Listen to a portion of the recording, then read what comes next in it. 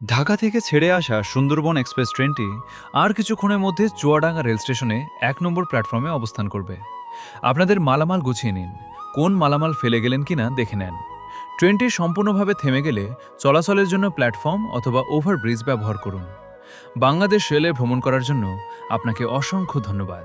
ঢাকা থেকে ছেড়ে আসা সুন্দরবন এক্সপ্রেস ট্রেনটি আর কিছুক্ষণের মধ্যে চুয়াডাঙ্গা রেল স্টেশনে ১ নম্বর প্ল্যাটফর্মে অবস্থান করবে। আপনাদের মালামাল গুছিয়ে নিন, কোন মালামাল ফেলে গেলেন কিনা দেখে নেন।